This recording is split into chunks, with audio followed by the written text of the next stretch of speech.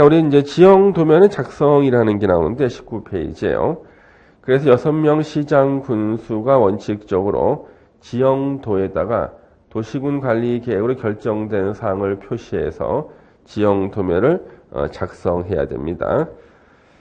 자, 그 다음에 자기가 직할하는 땅이 없는 국토부 장관 도지사도 지형 도면을 작성할 수가 있는데요. 이럴 때는 6명 시장 군수의 의견을 들어서 지형 도면을 작성해야 됩니다.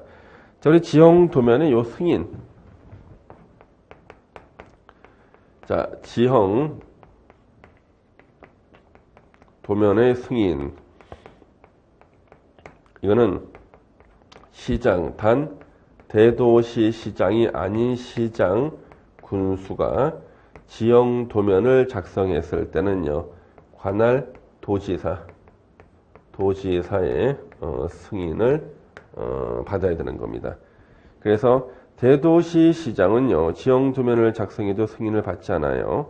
그래서 시장 군수가 지형 도면을 작성했을 때는 도지사 승인을 받아야 한다. 요걸 좀 기억을 하셔야겠죠. 예. 그 다음에 지형 도면은 이제 고시하고요. 그러면 우리 20페이지에요. 도시군 관리계획 결정 고시의 효과. 자, 이제 도시군 관리계획 결정 고시의 효과. 도시군 관리계획을 결정 고시했을 때 결정 고시의 효과가 나올 때는요. 이제 시험에 나오는 것은요. 요 효력 발생 시기죠. 요 발생 시기 시험에 나오지 않습니까? 그래서 자, 도시군 관리 계획이 결정 고시했을 때 효력 발생 시기, 지형 도면을 고시한 날로부터 발생한다. 꼭 기억하셔야 돼요. 절대 다음 날 쓰면 안 됩니다. 우리 기출 문제는 다음 날을 써서 틀리게 냈던 문제도 있거든요. 지형 도면을 고시한 날부터 발생하는데 뭐 날의 다음 날 틀리게 쓰면 안 됩니다. 자, 기득권 보호는요.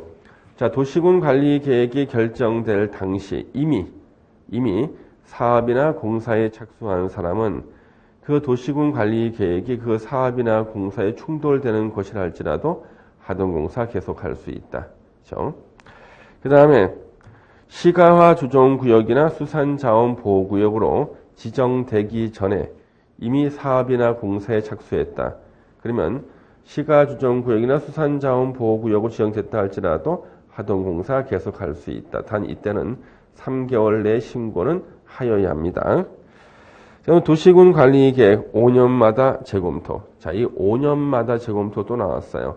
우리 국토계획법에서는 5년마다 재검토가 두 가지가 있어요. 도시군 기본계획하고 도시군 관리계획 5년마다 재검토 시험에 계속 나오고 있죠.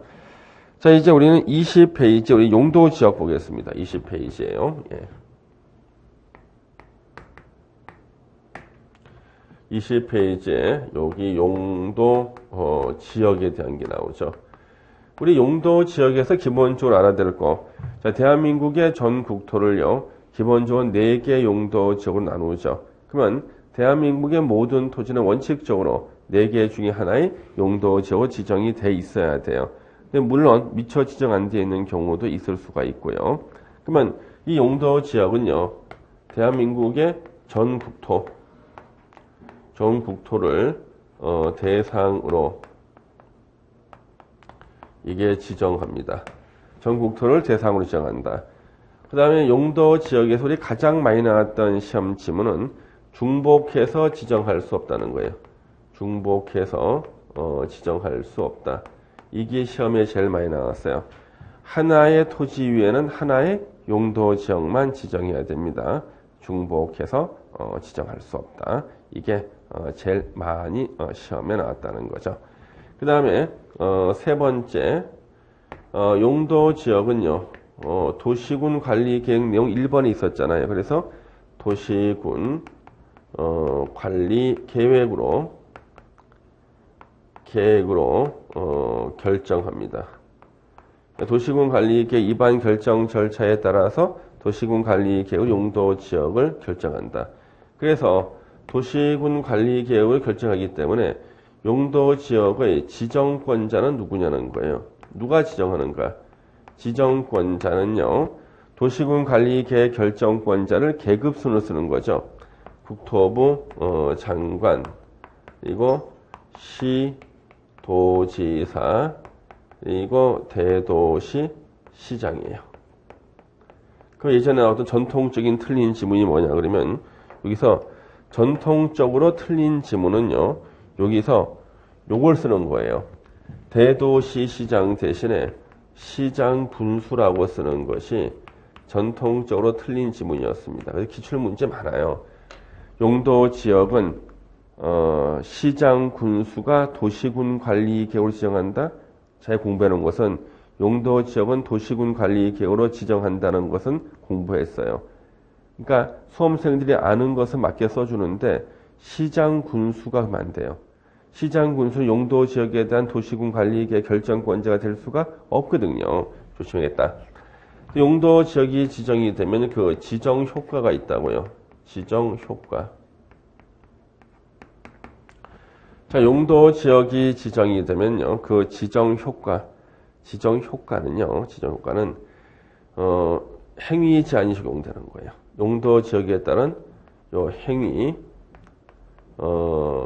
제한이 적용되는 겁니다. 자, 요 행위 제한 종류가 세 가지가 있어요. 건축 제한이 있고, 건폐율이 있고요. 그리고 용적률이 이렇게 있습니다.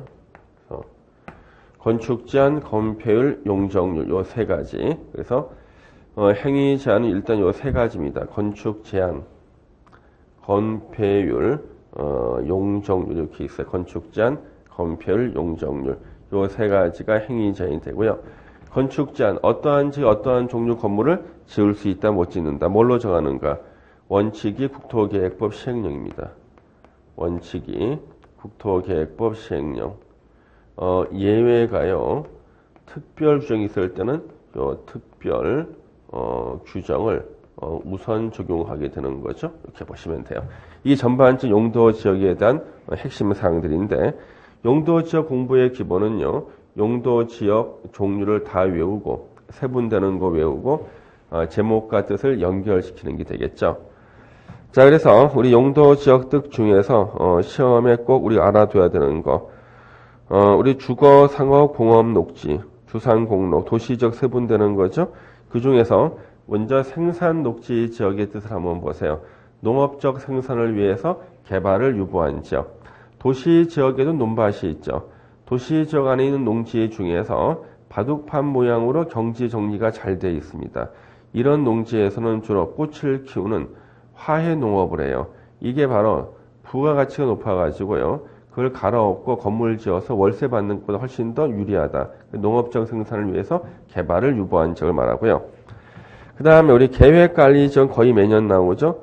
도시지역으로 편입이 예상되는 지역이죠. 개발이 가능한 곳. 그 다음에 예전에 우리 의의를 자주 물어보던 것이 자연환경 보전 지역입니다. 자연환경 수자원 해안 생태계 상수원. 자, 문화재라는 말이 나와요. 문화재 보전을 위해서 자연환경 보전 지역 지정한다? 맞아요. 아니, 문화재는 자연환경과 별 상관이 없는데 아닙니다. 그래서 문화재 보전도 나온다. 체크해서 외우셔야 되고요. 용도 지역 지정 변경은요. 당연히 도시군 관리계획 위반 결정 절차를 따라서 용도 지역이 지정 변경되는 것이 원칙이지만 예외적으로 도시군 관리계획 결정 절차상의 특례, 도시군 관리계획 위반 결정 절차를 거쳐야 되는데 거치지 않아도 되기 때문에 특례라 그래요. 이 특례는 하나밖에 없어요. 용도 지역을 결정할 때 외에는 특례가 없어요. 그래서 편의상 용도 지역 결정 절차상의 특례 이렇게 불러도 되는 거죠. 먼저 우리 공유수면 매립시에 대한 특례. 공유수면을 매립한 목적이 이웃 용도 지역과 동일하다. 예를 들어서 이때 원래 공유수면은 바다, 호수, 강을 말합니다. 이때는 바다만을 말해요. 바다를 매립한 목적이 예를 들면은 농지를 확보하기 위해서 매립했는데 매립지 이웃 용도 지역이 매립지 전체를 접하는 이웃 용도 지역이 마침 농림 지역이었어요.